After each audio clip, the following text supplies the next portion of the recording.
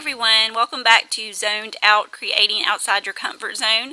This week we're looking at downsizing or upsizing. So if you're using 12 by 12, you may want to give 8.5 by 11 size a try. And if you're using 8.5 by 11 for your background, then you may want to try the 12 by 12 size. This probably was actually the hardest one in the video series for me because I love my 12 by 12 background paper. I like having a lot of room to spread out. And even though I use small photos, I like to be able to have a lot of room to add like large titles and a lot of embellishments and pattern papers. So this one was a little harder for me for that aspect, but I made it through and actually ended up really liking the final layout. And so just getting started, and I'm cutting some of the 12 by 12 paper down to the 8.5 by 11 size just with my paper trimmer.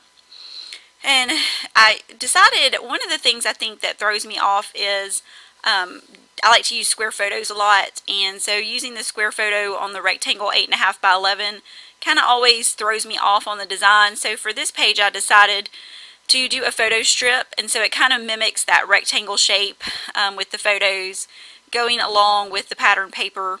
So I just did 3 photos and I was trimming those down, and I'm just going to arrange those in a film strip kind of look here on the layout. And I'm going to use some of the poolside collection from crepe paper. This is a boy layout, so I wanted to keep it a little bit more masculine, so I'm going to use some yellow and kind of gray colors on this page, even though there's some bright colors in this poolside collection.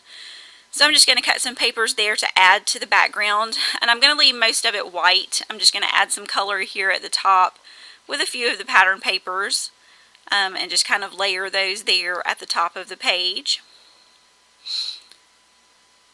And I'm going to save that because I'm going to use that little strip also as one of my layers there. And I was looking through to try to see if there was anything else I wanted to use, and honestly I kept thinking, oh, I could use these for 12 by 12, and so I was trying to decide which ones I wanted to sacrifice to use for the 8.5 by 11. So I looked through twice and finally decided just to go with that back side of the pool paper here and use this, it's kind of a brownish gray color, so I thought that would go well with a boy layout. And so I'm just going to trim a little piece there to add under that triangle at the top. And a few good things about this size, about the 8.5 by 11 size that I have found. It's a good size for beginners if you're new to scrapbooking or just starting out and you're kind of intimidated by the whole 12 by 12 size. This would be a good size to start with, just to kind of get a feel for everything. You wouldn't have so much space to fill up, so this would be a good way just to kind of get in there and start getting some page designs done. Also, you can print a larger photo. If you have a home printer like I do and print your photos at home, you could print a large photo that pretty much fills up your background. Mine is 8.5 by 11, and I do have to have a little margin to keep it from not cutting off around the photo.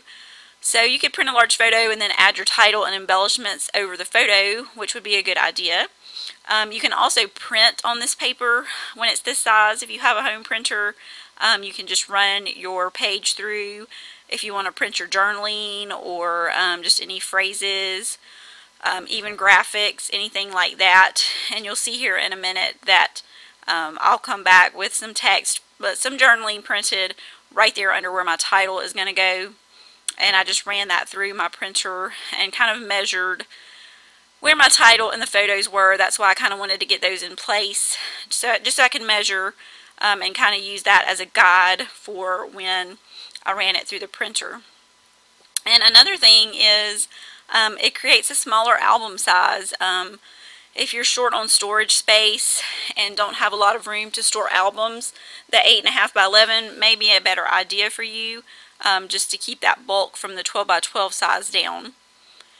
And so here I am working on my title, and for this one I wanted to keep the white on white look, but I wanted to add some pop dots behind this to kind of make it stand out a little bit more.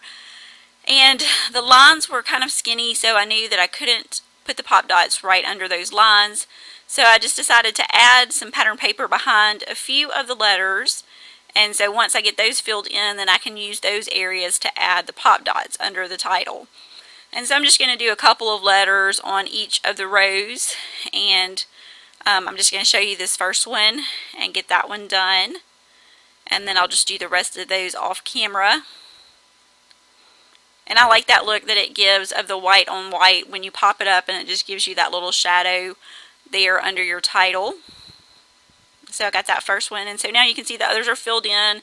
It's kind of subtle because I used some pattern papers that had small patterns or lighter colors, so it's not overpowering on the title. And so I'm just adding the pop dots to those spots that I filled in, and getting all those little backs off. I usually have those all over my house. When I use the pop dots, those little backs are all over the floor, all over my scrap space area, usually stuck to my clothes. You can find them pretty much anywhere and everywhere in the house. And so now I'm just going to pretty much finish up the rest of the layout, embellishing. And I kind of wanted to keep everything clustered and kind of layered together since I was using that smaller size, just so everything is like right there in the middle, I guess, just so it draws your eye right there toward the center. And I didn't add a lot, but it looks like I did. I think it's just because it is the smaller size and I kept everything grouped. But I debated whether I wanted to add another pattern paper strip to the bottom. There were several things that I thought maybe I need to do this, maybe I need to do that. But once I finished it, I pretty much left it as is. I didn't really go back and add anything else.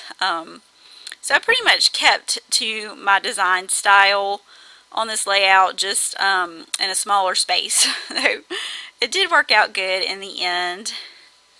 And I wanted to bring in some gold elements, so these are just some little pieces from the poolside collection. And I'm looking for any other things that I want to add. And I just wanted to say thank you to everyone that has joined me for the series. I've had a lot of fun making these and sharing with you, and I hope that you have enjoyed watching, and maybe that you've been inspired to try some different things on your layouts and get out of your comfort zone and just see what you can come up with. And I hope you will continue to watch my upcoming videos. There may be another series in the future, not immediate, but a little down the road, hopefully. So that will be something I'll be working on. And I'm just getting a few stamps added here at the end. And once I get that finished up, you'll see close-ups here at the end and the finished layout. So thanks again for joining me, and I hope to see you next time.